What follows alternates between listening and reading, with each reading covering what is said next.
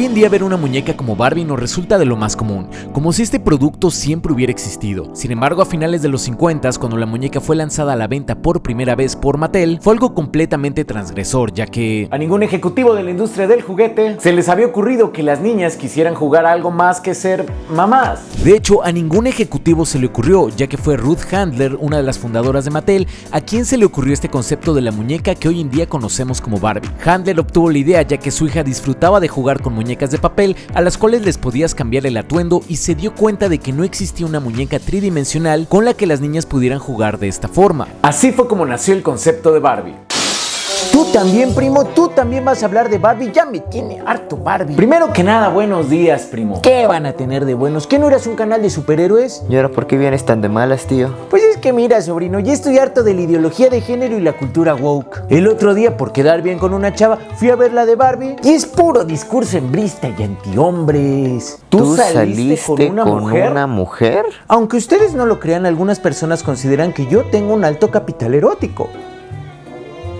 La verdad es que acaba de salir de una relación larga y tiene la autoestima baja. A todos nos ha pasado. El punto es que me sentí ofendido al ver Barbie. Como verás, hoy en día Barbie sigue dando mucho de qué hablar, no solo porque su película es todo un éxito que ha hecho que muchos hombres adultos se enojen, como es el caso de Ben Shapiro, quien sintió la necesidad de hacer una reseña de 43 minutos de la cinta, en donde literalmente quema a Barbie y a Ken, sino también porque hay distintas maneras de ver a Barbie. Por un lado, ha sido un fenómeno cultural empoderador que les dice a las niñas que pueden ser lo que quieran ser, y por otro es este producto que impone estereotipos femeninos imposibles de alcanzar. Sorprendentemente, la película se las arregla para abordar todos estos puntos de vista y presentar el fenómeno complicado de Barbie a través de una película sencilla, pero que es mucho más profunda de lo que un blockbuster regularmente es. Y es que detrás de las escenografías rosas y llenas de glitter se encuentra un mensaje que resultó ser sumamente polémico y hasta político.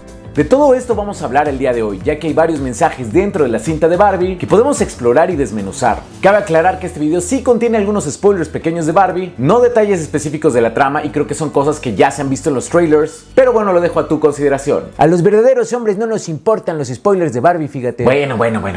Ha llegado el momento de tomarnos a Barbie muy, pero muy en serio.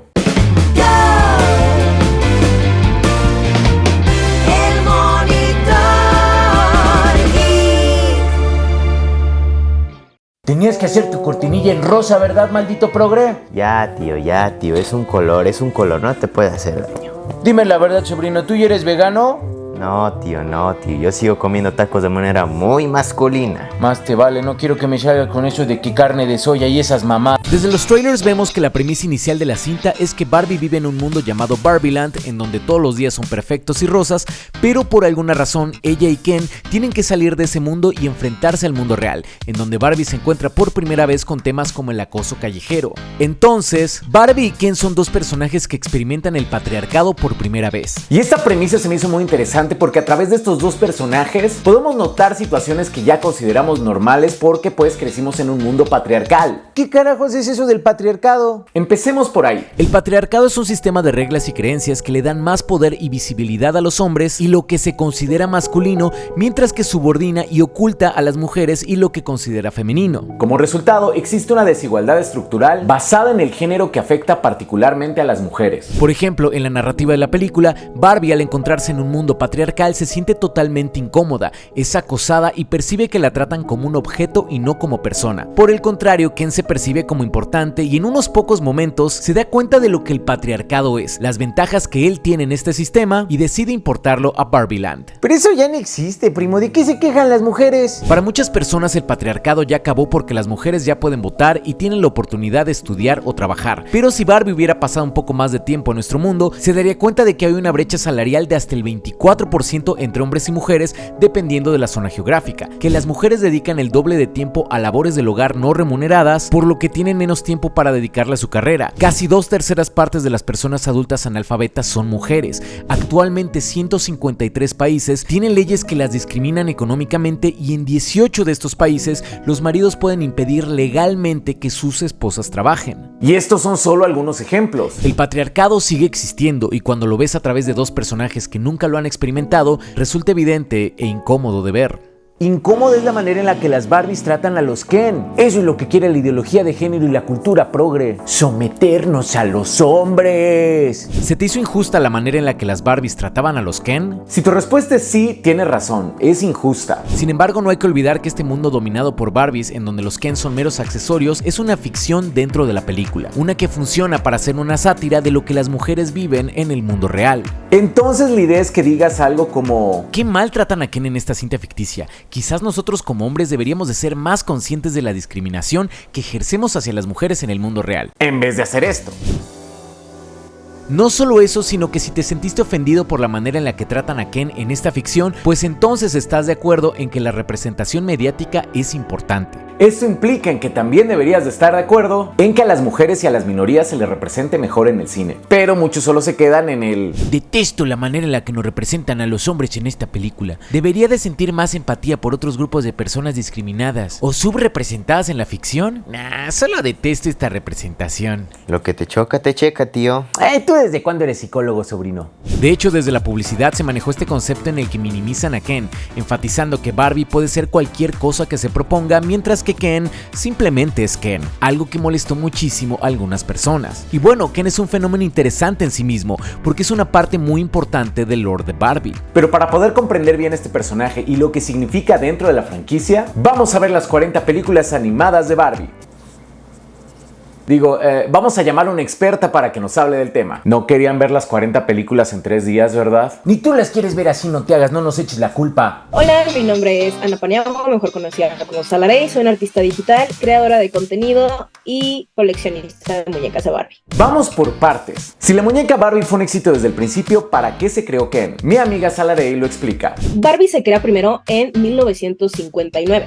Y Ken se crea 2 años después, en 1961. Hay algunas fuentes que indican que justamente Mattel no tenía ninguna intención de crear a Ken. La cosa es que a finales de los 50, el hecho de que una mujer joven no tuviera una pareja era mal visto. No estaba bien visto, entonces es por ello que 2 años después Mattel sucumbe a la presión de los padres de familia, que eran los que compraban estas muñecas de Barbie, y deciden crear a Ken. Pero como tal no fueron pensados al mismo tiempo. O sea, primero nace el concepto de Barbie y ya después por presión social se crea Ken. Esto nos habla de que incluso esta muñeca, que traía ideas bastante transgresoras para su época, no pudo separarse por completo de los estándares sociales. Por un lado, Barbie le decía a las niñas que podían aspirar a ser profesionistas exitosas, pero por otro lado, los padres de familia y las empresas creían que ser soltera ya era demasiado. Conforme pasaron los años, esto fue cambiando. Recuerda que la cultura pop es un reflejo de lo que se vive en el mundo real, por lo que la narrativa entre Barbie y Ken también fue cambiando. Y bueno, déjame decirte que el chismecito de la separación entre Barbie y Ken está buenísimo. ¿Ahora también te vas a tomar el chismecito muy en serio? ¿Tan mal andamos económicamente?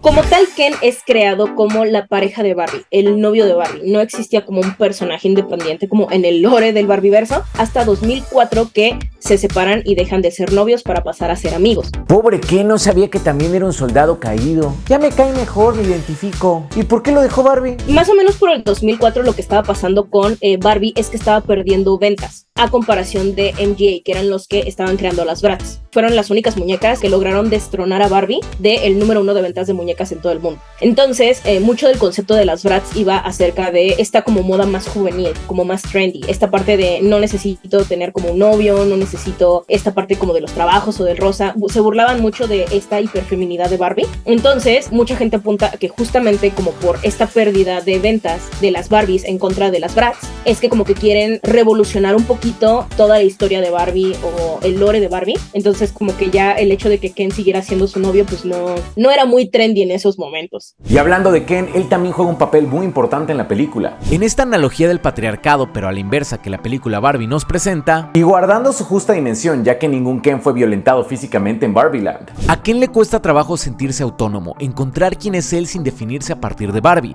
justamente porque tiene un papel secundario en Barbieland. Todos los Kens parecen vivir para complacer y ser tomados en cuenta por las Barbies. Son accesorios, cosas. De igual forma, a través de Ken deberíamos de ser capaces de entender por qué en ocasiones es tan difícil para las mujeres sentir que tienen valor por sí mismas, ya que en la vida real a menudo son definidas por su capacidad de procrear, ser madres, cuidadoras de sus hijos y sus maridos, y se espera que estudien solo ciertas profesiones que van más de la mano con los estereotipos que les han asignado, como enfermera, maestra, cocinera o secretaria. ¿Quieres un ejemplo evidente de sexismo en los cómics? Checa esto. Este que ves aquí es el primer equipo de superhéroes de la historia. Se formó en 1940 y se llama la JSA. Todos eran hombres. De hecho, 2 de ellos no tenían poderes en lo absoluto y cuando entró Wonder Woman a su equipo un par de ejemplares más adelante, fue designada la secretaria. ¿Qué te digo? Cosas que ocurrían en 1940.